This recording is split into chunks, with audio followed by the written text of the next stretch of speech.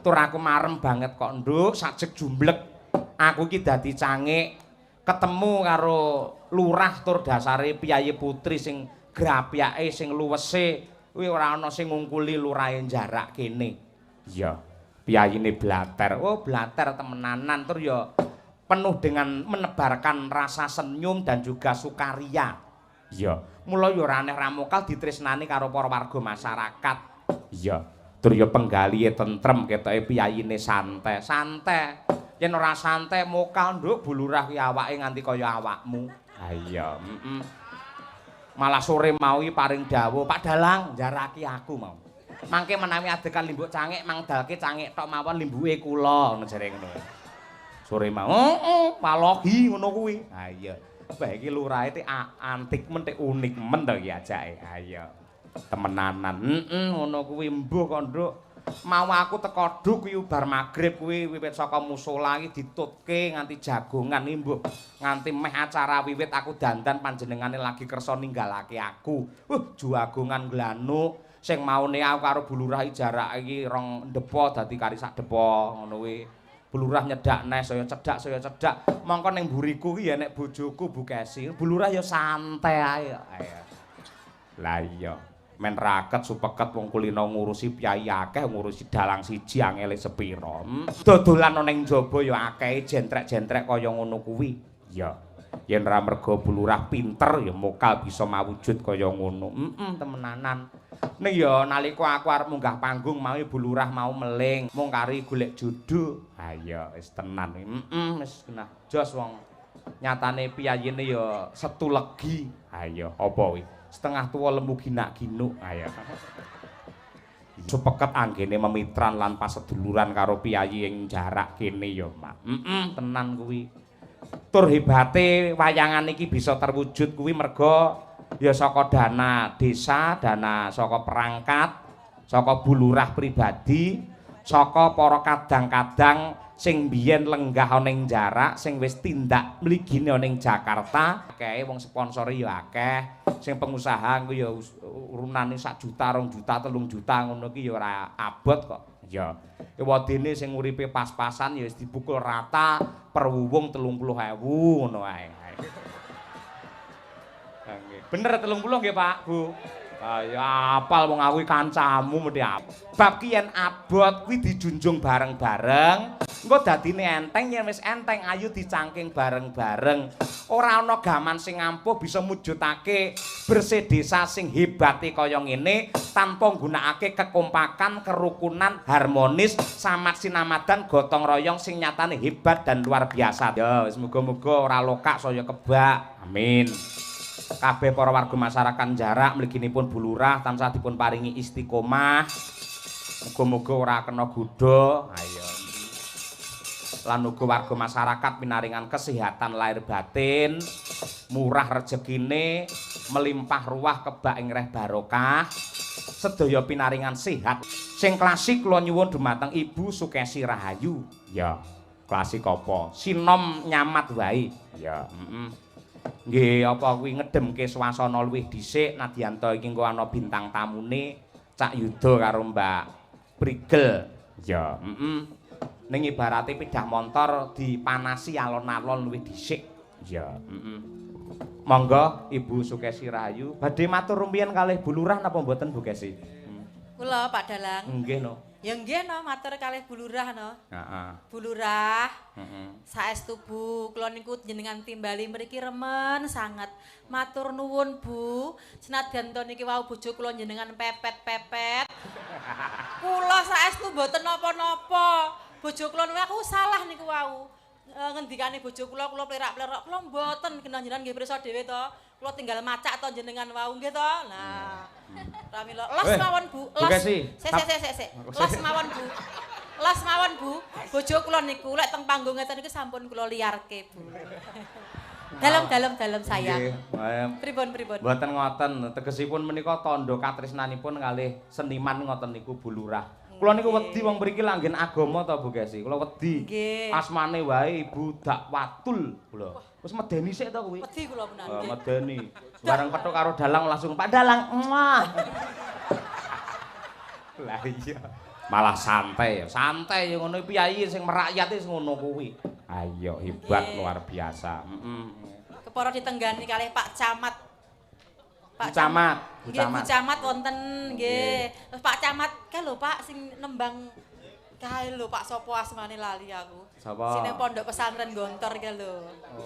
Oh nggih. Oh nggih. Pak Camat niku kanca kula TikTok niku. Nggih. Jose Ponorogo kuwi TikToke. Ayo. Sugeng rawuh sedaya kemawon para sesepuh pini sepuh. Ngaturaken wilujeng rawuh mugi-mugi saged napa nggih istilahipun ayem tentrem penggalipun mresani pagelaran wayang kulit dalu menika Bapak Ibu. Nggih. Nembang nggih Bapak Yoyo. Nggih, monggo nembang nggih. Bapak Yoyo ayo. Ben ketok tuwek, pehane Dik Prigele sampean engko ben ora bagusi ngono lho ya. Ora, sampean kelingan kanca-kanca sik kelingan karo Mbak Prigel iki. Saiki wis semene to sampean. Lah iya to. Biyen ning Kandhat Kediri nyindeni aku kelas 4 to. Lho sik kelingan. Lho, sik saungkus rambuté keriting boroken biyen. Ayo. Saiki kaya widodari. Saya kelingan ra Mbak tak takoni, "Kok pinter dandan to, Nduk?" Sing dandani sapa? Salon. Mung kelingan ra biyen.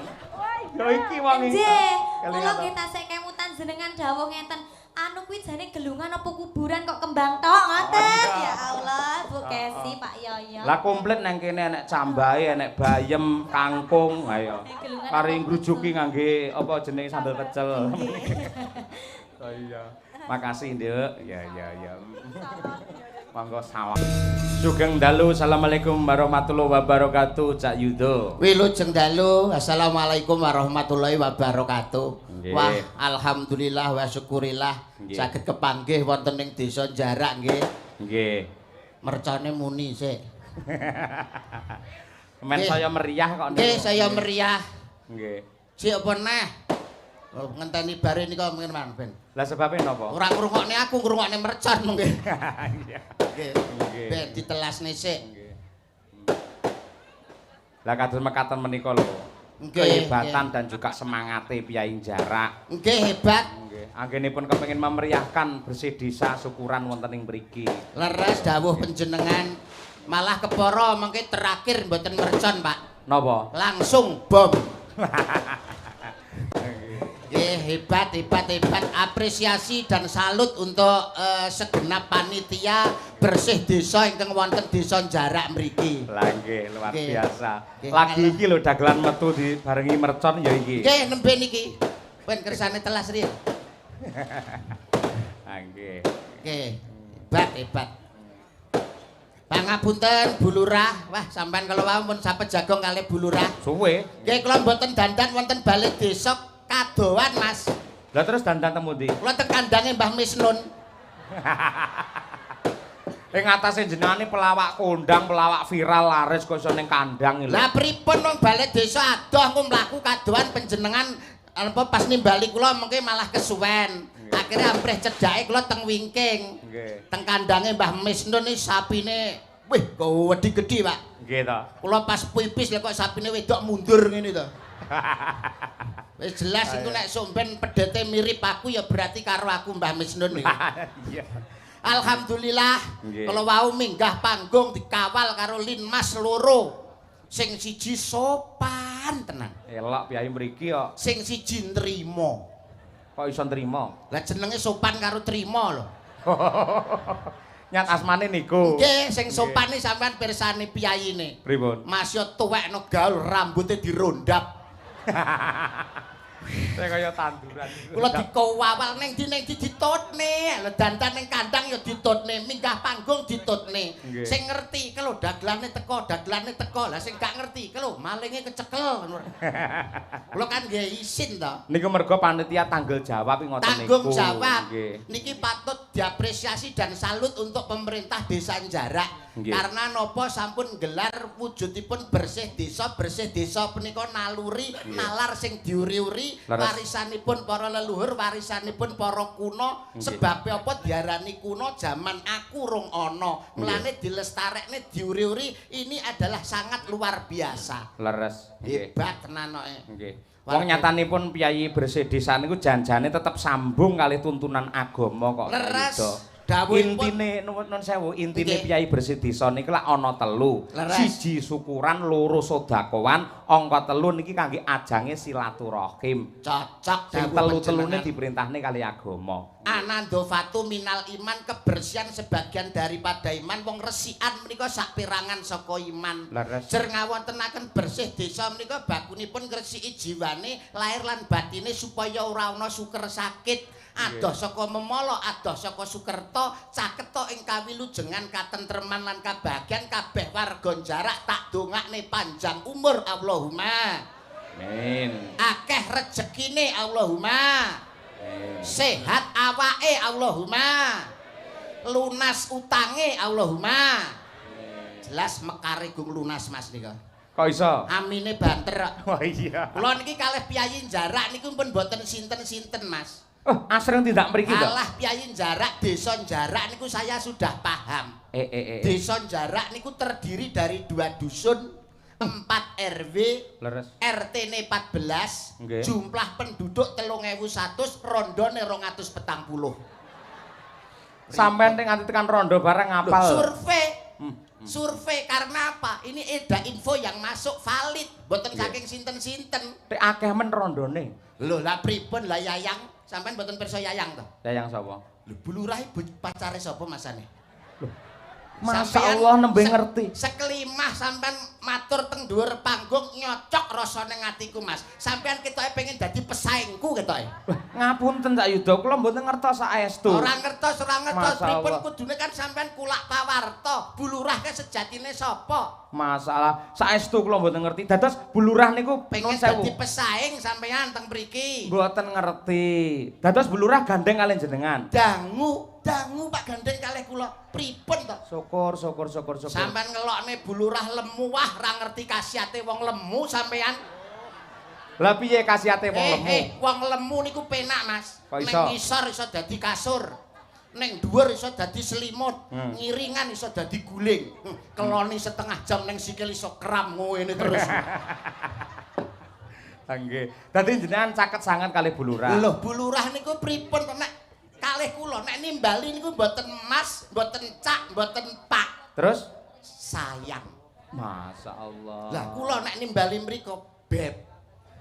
Oh bebek ngoten nika. Nggih, ayang beb niku kula nek ndeleng mriku. Pripun sampean niku dangu mak gandeng kalih kula. Lho, lha iki to, mesam-mesem mawon to. Lho, pripun pedhek kula? Nggih. Modele kaya ngoten niku. Lah pancen piyanyene grapyak ngoten kok. Lah grabak sinten sampean niki lho, sampean niku sing sampean dol murah sampean sebagai wong lanang. Lah kok iso? Lah blurah sampean cedhaki terus.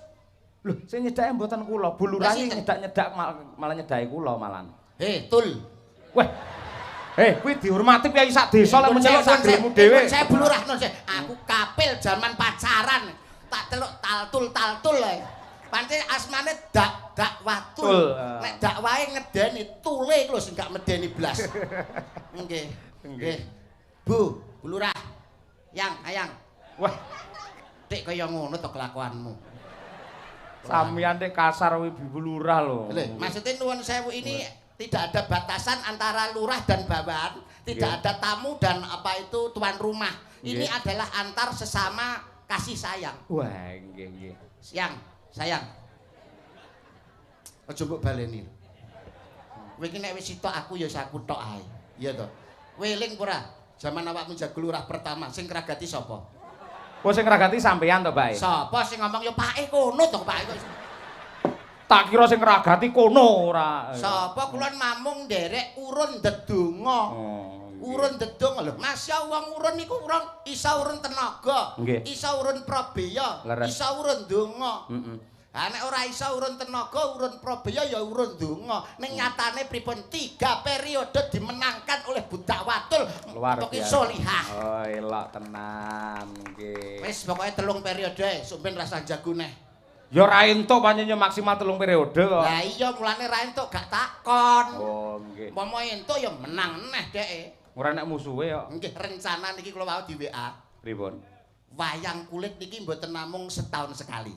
Eh. Pendak minggu, Pak. Alhamdulillah. Matur nuwun. Tegese gulurai piyayi perangkat ngene. desa matur nuwun, sedaya para pinisepuh matur nuwun sampun maringi menapa menika rejeki dumateng Mas Yoyok lan kula rencana seminggu. Seminggu pisan ya. Nggih. Luar biasa elok tenan. Dalam bentuk YouTube. Lah gur nyetel YouTube bendina ya iso cak wingi. Nggih, lah tapi kan termasuk apresiasi teng panjenengan lan kula purun mirsani YouTube. Ini hebat, ini termasuk salah satu desa menjadi tolak ukur barometer di Ponorogo, Jawa Timur bahkan Indonesia. Kekompakan dan keguyup rukunannya dalam melestarikan budaya tradisi. Niki Pak, jarak kok Pak pripun warga masyarakate panjenengan pirsani. Ayem, tentrem, guyup, rukun, ora tau gegeran, ora tau tukar padu, beda karo daerah-daerah kono. Nggih. Neng kono-kono kae senengane tukaran, senengane gegeran, senengane gelutan. Karo tangga ora nyopo, karo dulur ora akur. Tanggane tuku kulkas atine panas. Tanggane tuku kalung atine melung-melung. Tanggane tuku mangkok atine gondok. Tanggane tuku ceret lho mencret. Nganti kaya ngono kuwi. Saking sereke milik barang kang melok selak ke susu muluk, iri serai dengki. Itu penyakit yang harus dihilangkan. Kados dalu punika tata lair kan namung hiburan. Tata lair namung tontonan. Ning yektosipun dalu punika tarekotan utawi tirakatan. Nyenuwun ning ngersaning Gusti supaya desa jarak menika pinaringan ayem tentrem, masyarakate guyub rukun. Amin. Hiburan niku namung selingan, bakune niku ndonga, Mas. Nggih. Ponorogo padakne. Nggih. Ponorogo niku nuwun sewu agama sampun jelas. Lho pripun pondok mayak hebat. Nggih. Mriku wonten pondok terbesar se-Asia Tenggara namine Pondok Glontor. Niku Sik. Sampeyan iso ditapuhi wong pirang-pirang. Sinten Pak? Pondok modern Gontor. Kula wau ngomong napa? Glontor. Salah Pak. Aku ki benerne sampeyan. Lah nggih. Nggih. Pondok Gontor. Niku sing bener. Heeh. Lah sampean aku lho ngono piye? Sampeyanmu salah mergo muni Glontor. Salah. Iki piye to? Kuwi njaluk dipacul lambemu apa piye ora? Lah Kuwi dibenerke ngono lho. Lah ngerti wong salah kok sampean tiru. Alhamdulillah. Ayo. Pondok Gontor, Pondok Mayak hebat berdiri di sini. Ini mewujudkan bahwa warga masyarakat menika cinta terhadap agama, cinta terhadap budaya dan juga bangga bernegara Republik Indonesia. Nggih, leres. Cekel kabeh warga masyarakat mriki. Nggih, leres. Kejawi Pondok Gontor ugi wonten mriki menika wonten pondok yang sangat luar biasa nggih Pondok Wali Songo Ngabar. Oh, Ngabar iki. Kecamatan Siman mriki mila kula ngaturaken sungkem bekti dumateng pepunden kula Bapak Kiai Ihsan ing Pondok Wali Songo Ngabar lan ugi Bapak Kiai Kusnun sugeng mirsani Nadianto lumantar YouTube mekaten. Nggih. Wong Ponorogo menika pono punika ngerti raga punika awak. Ateges ngerti ning awake dhewe mulat sarira hang rasa wani. Ora goleki elek-elian ning goleki eleke dhewe, ora metani elek-elian ning metani awake dhewe. Wong jenenge raga punika ragangane awak. Sing diragoi rina lan wengi. Nek reget ya kudu gelem ngragati. Wong jenenge wae raga ragangane awak. Ya. Kanthi bersih desa, kanthi sedekah bumi niku termasuk reget raga sing rina wengi diragoi niku diresiki lantarane tirakatan ndedonga hiburane wayang kulit. Nggih. Kenapa kok hiburane wayang?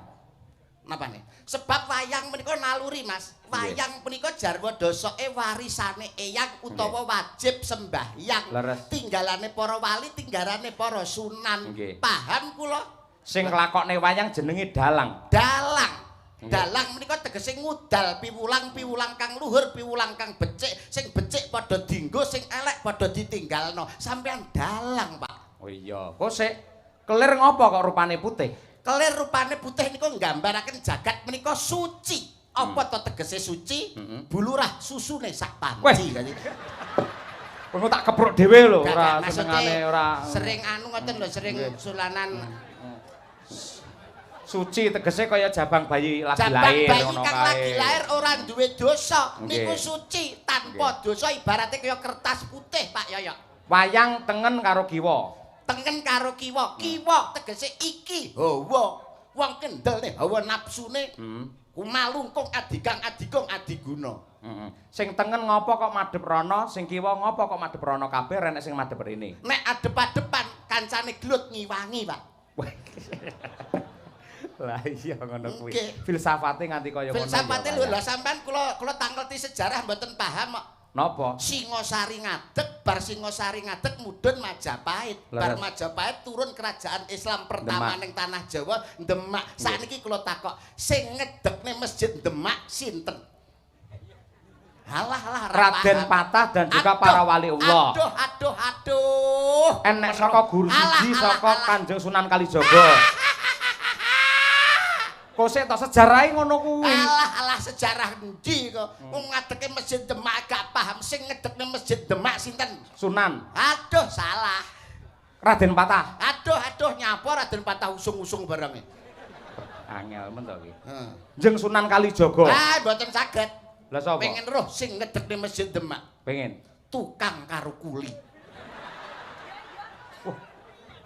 Saman wis tau ngemut mercon bledos ning cangkemno wis tau. Nek kala jengking pernah, Pak, kala jengking. Niki fakta loh, Pak. Sejarah itu jangan dilihat, jangan ditinggalkan. Jas merah jangan sekali-sekali meninggalkan sejarah. Sejarah menika sejo sing aja diarah-arah. Itu harus kita pertahankan. Lumadina agama suci mboten saged mlampah tanpa wontenipun wali songo. Nggih ta? Ngene kok, Pak, mantune Sunan e. Waduh. Sunan sapa? Sunandar. Iki lho Cak Yuda. Nggih. Iki Bu Kades, kepareng-paring dawuh WA kalih kula. Bu Kades WA. Lah kok malah WA karek kono ora WA karo aku. Piye to Dul karepmu? Ya bener Bu Kades. Lah nyawang karo akon rada lumayan lha awakmu kaya gemuk ngono. Lho. Ngenyek sampean niku. Pripun to?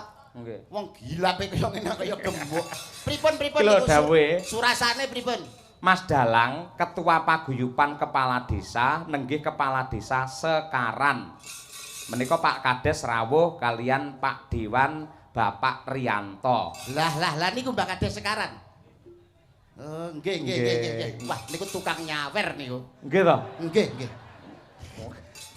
Mbak Kades Sekaran. Wah, komplit berarti nggih jajaran Porpom Kimcam, pimpinan kecamatan sedaya rawuh, Pak Camat, apa Koramil, Kapolsek sedaya lan perangkat desa sekecamatan Siman ndugi sedaya hebat wilujeng rawuhipun Pak para Demang. Nggih. Dan Mila saking menika kula nyuwun nganti sanget dumateng Bu Kades. ampun lho polah nemen-nemen lho mengke nembe Ngopo? meteng nom. Nun sewu panjenengane lah bar kembali iki lak kecapean. Akhirnya sempat opnam 2 hari wingi kuwi. Setu Bu Lurah. Nggih. Setu nembe keluar dari rumah sakit saiki duwe gawe. Dipujake muga-muga tansah sehat selalu. Sehat seger waras, panjang umur, kagem Bu Lurah. Sehat. Iki nyapa to iki? Ya Allah, Gusti. Apa? Kuwi ranjo ning kono ki adem piye? Ora mbok celuk-celuk. Piye? Maksudmu lho? Ha, wani ademe kaya ngono randang mbok celuk-celuk. Ora ngajar kowe. Wah, ki mang yo dapuk to bae, dapuk to. Kuwi dandan napa? Dalange barang iki melok ngomong ae.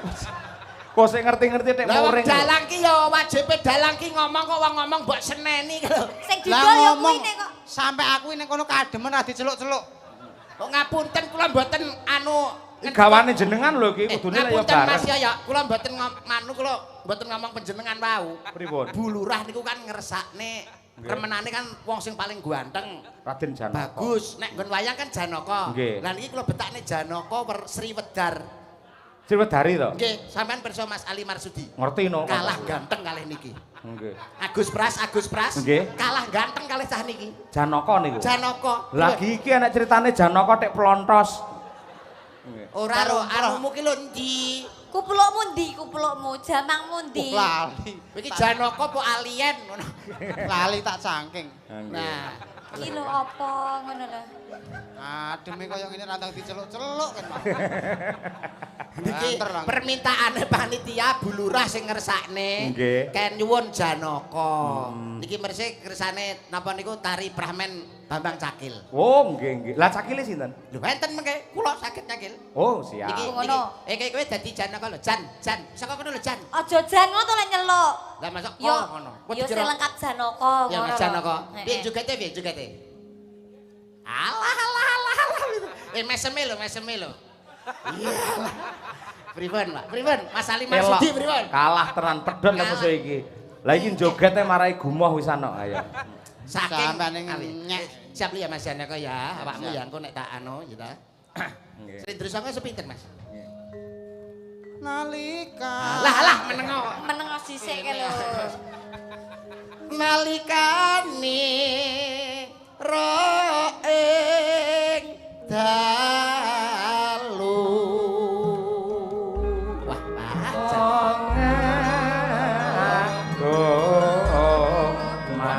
wes pantes tur yo gabes.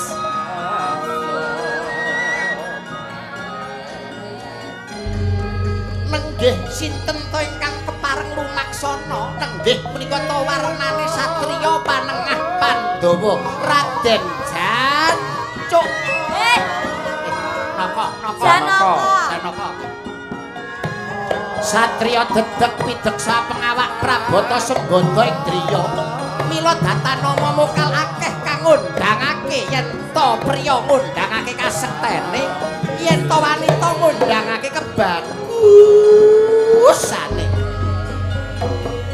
Bagus ora umum. Molat nganan. Molat ngiring. Molat mendhuwur. Molat mengisor. Sapa ngerti enek dhuwit eketan ceblok. Akil persiapan.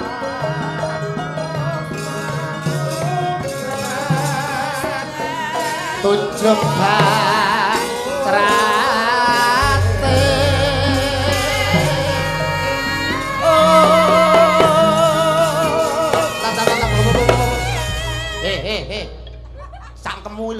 cangkemmu lho cangkeme dhewe iso cangkemmu lho iso nyangkem-nyangkemke kancane iki lho cangkemmu cangkem apa iki lho matane aja lali kene kok goblok su sakil goblok tunjung bang trate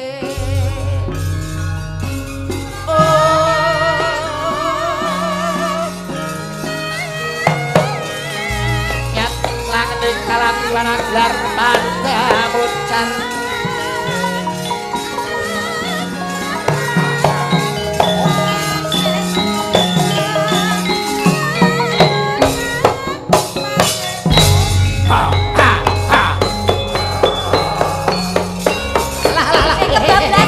Mas. Tane iki lho. Ayak mbok terak. Janaka Prada Mas.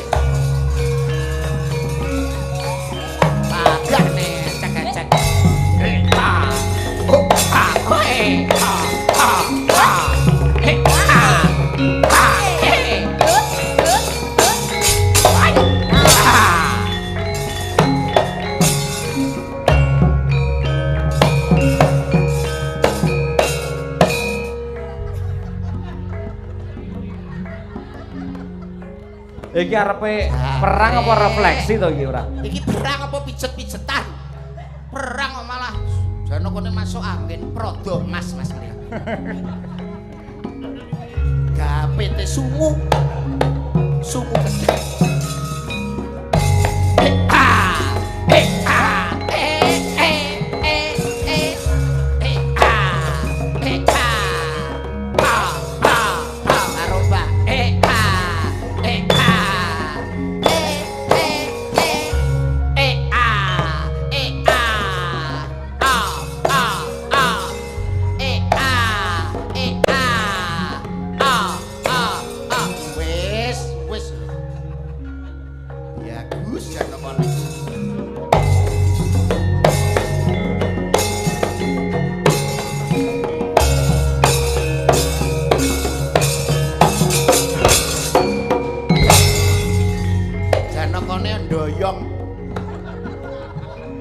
Kaya uwit ta doyong.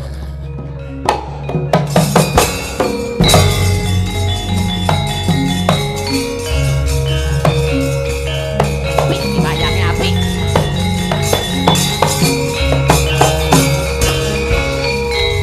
Bumi goncang kancing. Ngono iki nyapa ngono kuwi. Ngono iki lho ben piye?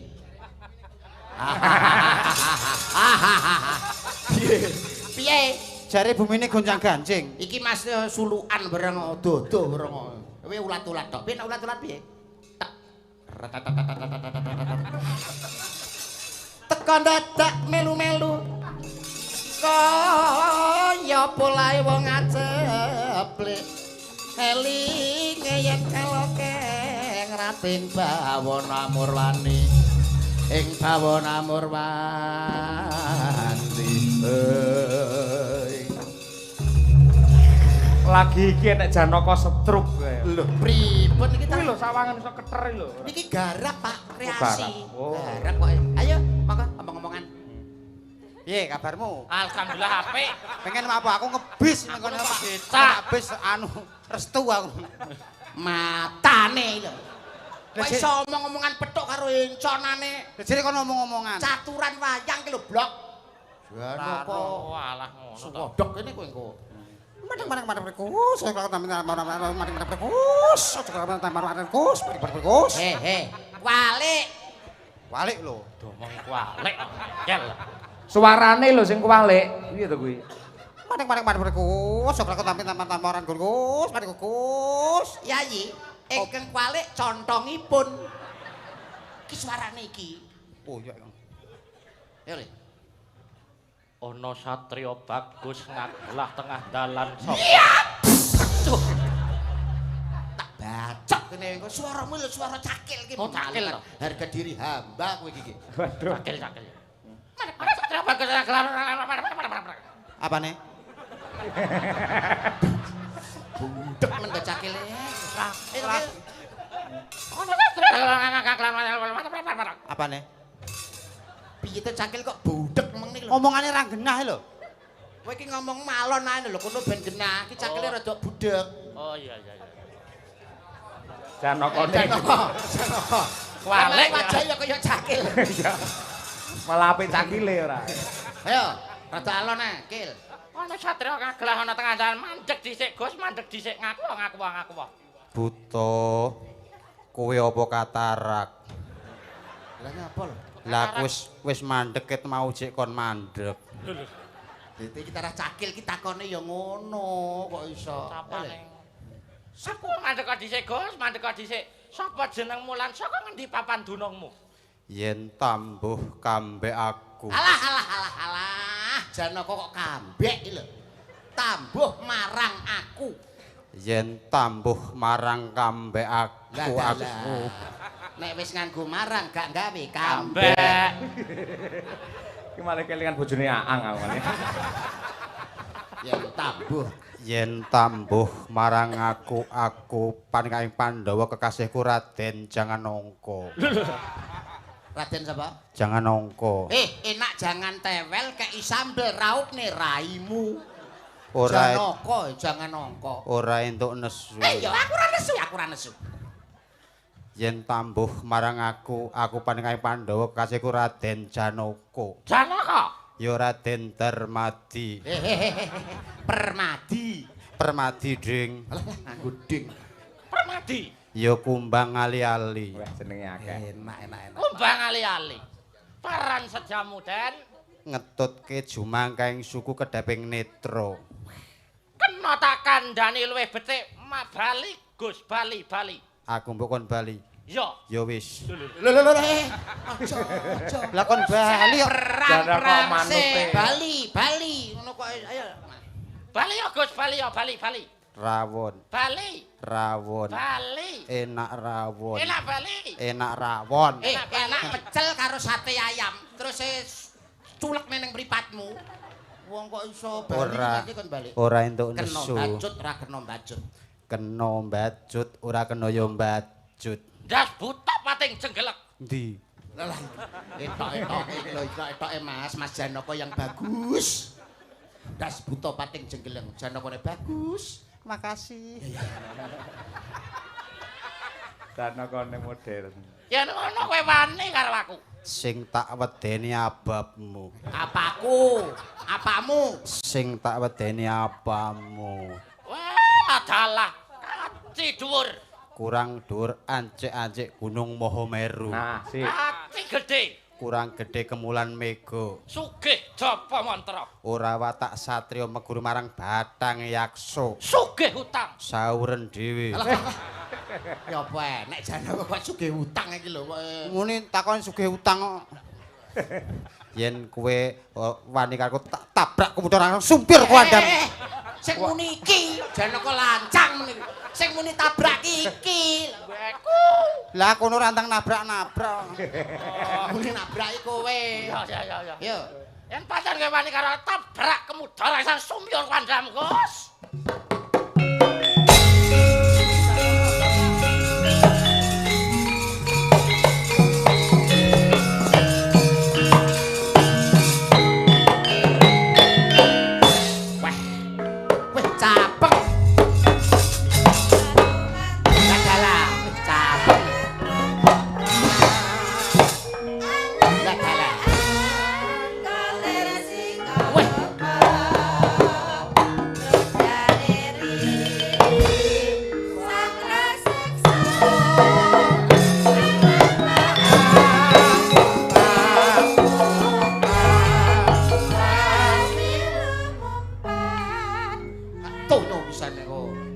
Janaka polahe kaya ngono. Janaka ki anteng, sing polah ben cakil.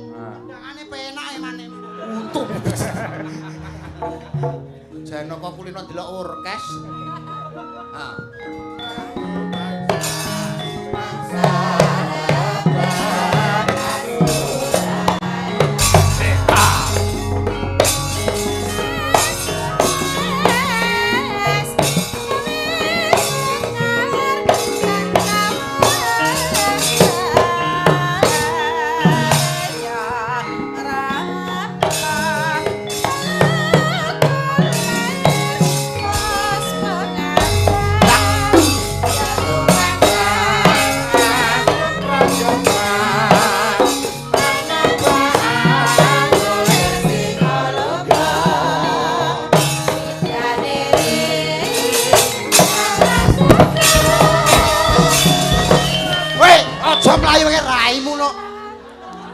Mas. Kalau musuhe kae lho. Ojek ning kono to? Matane. Aku mung merem kok. Janaka perang kok merem.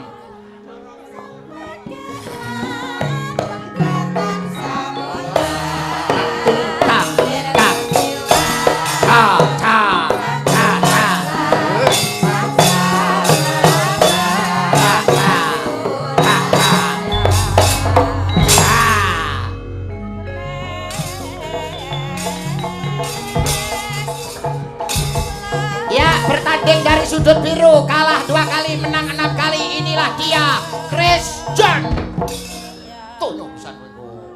Malah tinju. Perang jeblosan. Goblok ora.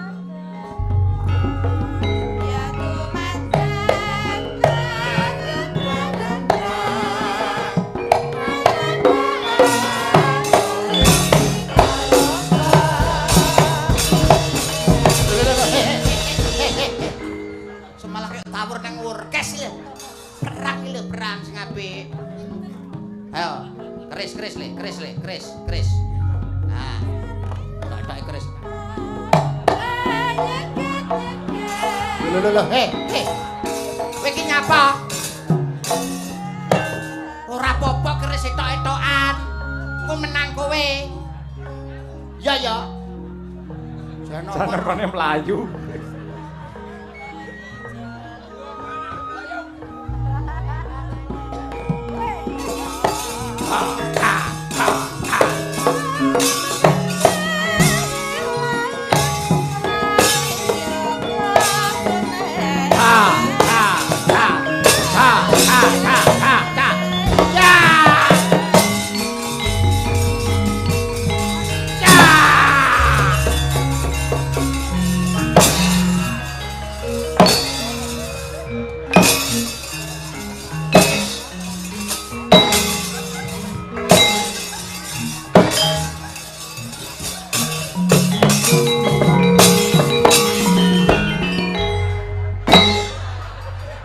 Kepruk ndasmu kok. Kuwi Janaka cara ngendi kabeh wong disuduk lho. Mati kabeh. Janaka wong sekti kok. mung dilawan. Kabeh mati. Urung mati kabeh. Kae sing telu sik urip lho.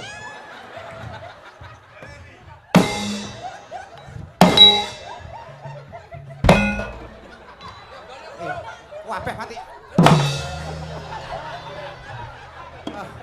Apakmu kapan ya? Janaka kok dilawan. Loh, mati kabeh. Lah kok sing gameli sapa? Kene sing gameli. Ya wis. Mana sing gameli? Aku tak mati sisane.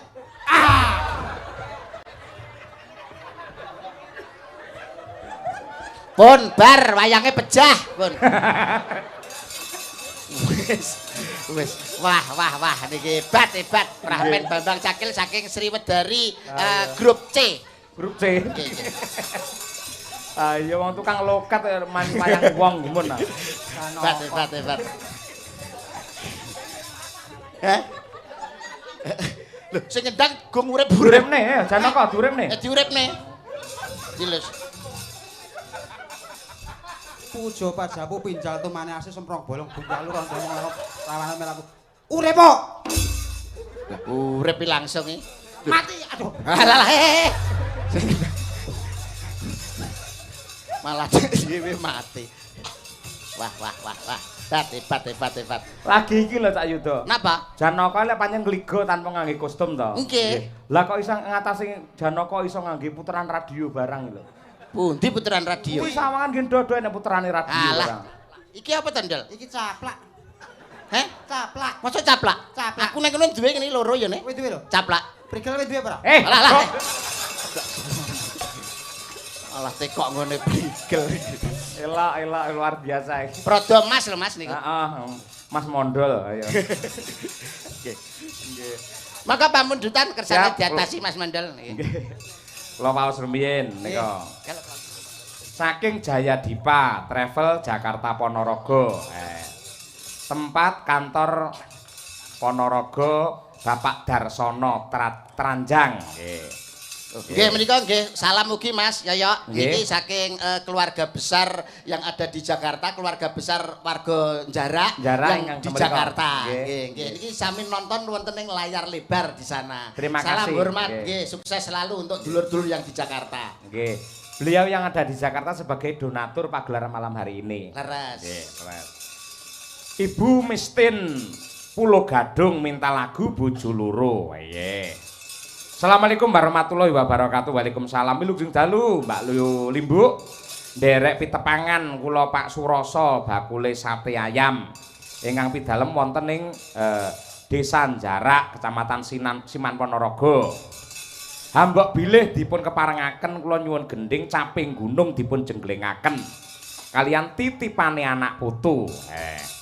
Gending menika kula aturaken sedaya para warga masyarakat Jarak. Sedaya para pamirsa ringgit pacucal, sugeng wungon lan sugeng mirsani. Nggih. Matur sembah nuwun, nggih. Saking keluarga besar warga Jarak yang ada di Jakarta nyuwun lagu Gubuk Asmara. Nagih janji kalian tak tunggu balimu. Dudo Etan Portelon, iki sapa iki? Lagu Caping Gunung nggih. Dari agen apa iki? Izaura. Pamundutan lagu Lestari. Lagu untuk istri tercinta Fitri Wahyuni. Ngersakaken Aja Lamis saking Budar, Soto Ndelik, Siman. Selamat untuk warga masyarakat Jarak. Mayoritas Caping Gunung tak yuto. Oke, siap nggih. Sing ngaturi sinten? Coba sik saiki ganti Genduk Winong kelawan Genduk Umi Hafifah. Ayo coba kaya apa ya. Nggih. Tanjake dhisik. Lha kersane dijeglek kalih Mas Janaka.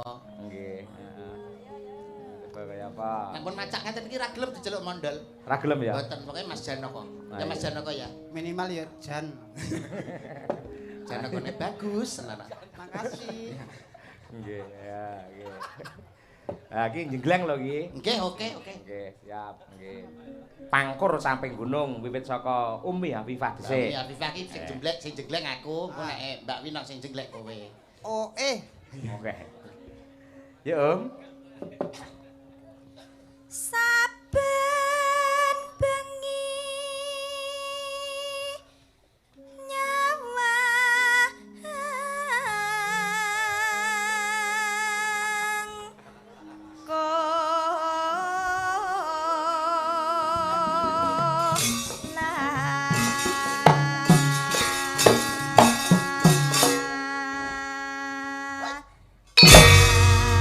Pinong, ya nang. Nang. Yen memajang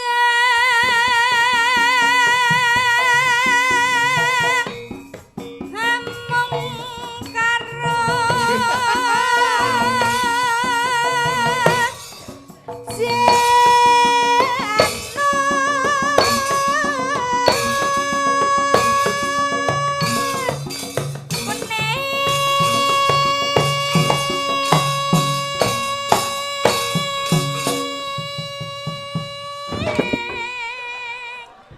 kayak katembat Mas. tenan nih. Piye ta? Mang mati wis tak uripno lho. Lha terus. Kok iso malah kok gak iso kaya mang lho. Kaya mang sing piye maksud Sing kaya awakmu mau lho jeleng banter. Lah kowe lho tanpa gawe gerakan cukup ngene tok. Yap. Banter, kurang pendek kowe nyolot Coba, kurang coba. pendek. Coba. Yik. Kok ora cocok to jajal. Sing kene kowe kan karo Umi jajal. Nyolot. Oh, Ya, nyolot to. Kok ora Padha ae. jajal. Iki. Sapa iki? Bir kita. Bir kita. Coba. Nyolot. Ora kena Padha ae. iki. Chandra. Buka sih. Bulurah jajal. Kae lho tengah. Kae lho. Lah iya ngono. Iya. Wah cocok kowe, cocok. Ayo blurah. Ayo tak rabi nek. Rupamu kaya trowelu. Kalau. Makasih. Aduh. Wis kowe nang kono ae sing kena dijenggleng kono ae. Ya aku ngene mbok menawa entuk tambah meneh. Hah, enak itu. Ngono kuwi lho. Lah gentung. Ini Mas, kaya Mas.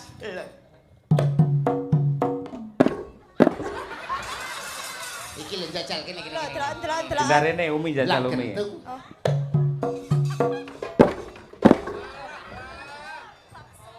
Pendal. Nganti dol. Heh. Ya alah. Cocok kuwi tangga karo bulurah.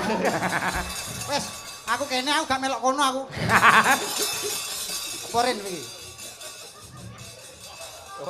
Weh, jan. Kok kaya tamu iki lho ning kono iki lho. Bawa pancene bojone lurah kok.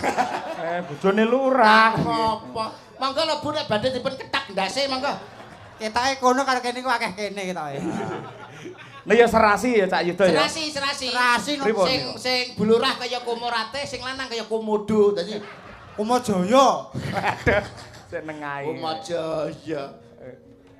Nang kono. Iya. Bulurah. Ayo bubu. Alah. Ngawut teh. Ayo. Aduh. Ayo. Cah gendeng. Sapa? Kowe. Penyanyi iya. Malah ngaku. Aku. Dosen dia sik iso kesripet untu. Piye, Nduk? Wah, iki bahaya ketularan tenan Aku iki. pempes ora. Piye manuk jalak piye? Ayo. Marane kelingan manuk. Ayo, manuke mondol kari gecek kuwi lho. Aku iki kok enek wong penampakan kaya ngene aku ki guyu tenan. Penampakan. Dalange lho muni janakane bagus. Manuk jalak Manuk nah. nyucuki gabah. Mugi-mugi warsa masyarakat. Warga kok warsa. Lah ya warsa termasuk warga kene. Oh ya kene ana jenenge warsa ya. Ora warsa, sing bener iki larsa. Lah iki apa cahe? Sik ta aku kaku tenan iki. Iki gara-gara iki lho. Sik diliwati sik. Diliwati sik. Marai Kuwi poyoh kuwi kok suwi ora. Iya Bu Chandra. Chandra. Jarak. Blarak disampirke. Heeh. Sik. warga jarak mugi kathah barokahe. Allahumma amin. Bir. Bir. Enak Enak. Ngerti apa-apa. Ki ora apa-apa sih enak Wis bocah enak. iki. mangan timun.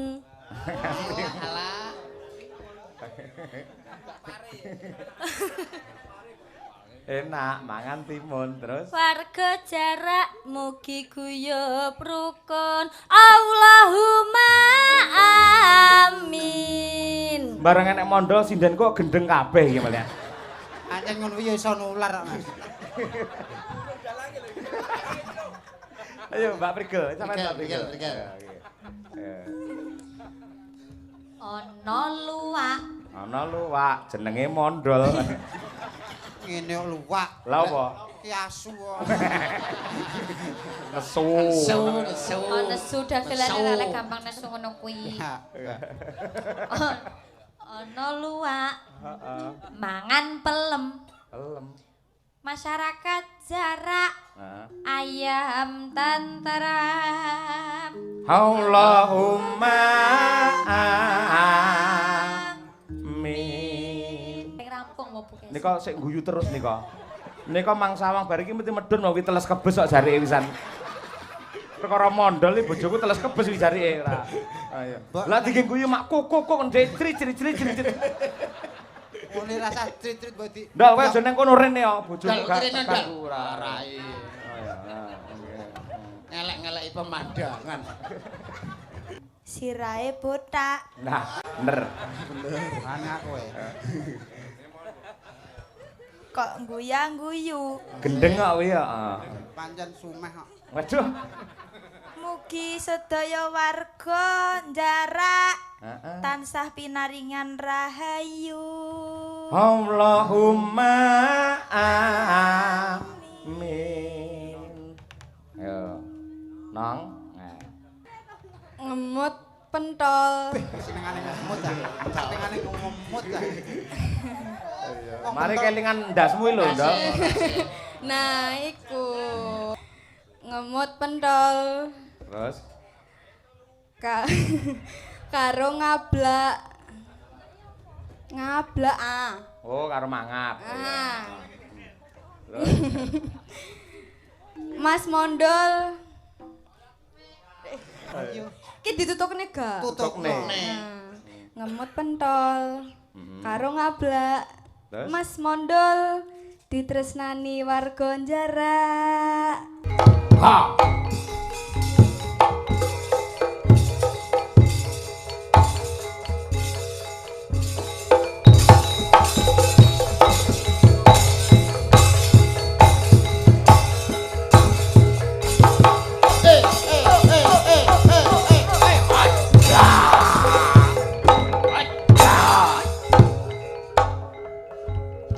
Sapa lere?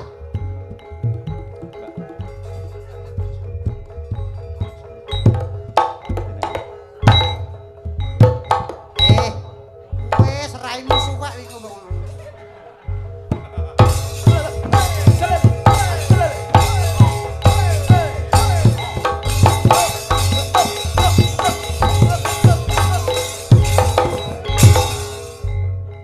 Nah, iki. Wes, koprol lho, Ndol. Ya. Dongakne muga-muga ayo pecah ndase. Ya. Painahmu lho, painahmu coba tengahmu lho.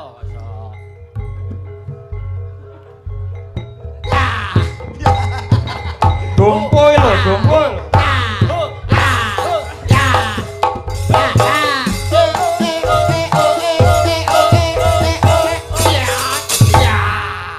Awas. Ya. Awas.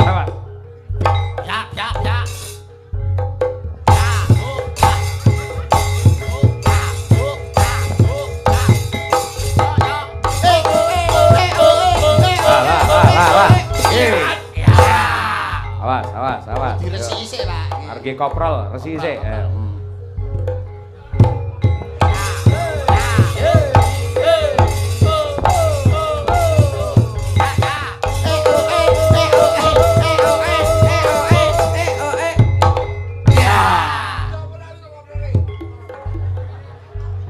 resik. Wis resik iki lho.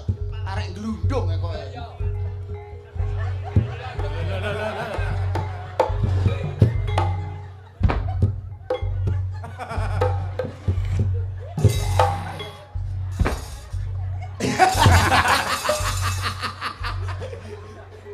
Modele sangat tergiring. Malah ora. Kula tak mbacukne gelaring cerita nggih, Cak. Siap, nggih, monggo dherekaken. Ya, Nduk, Magita-gita. Monggo tak dherekake, Mak. Yo.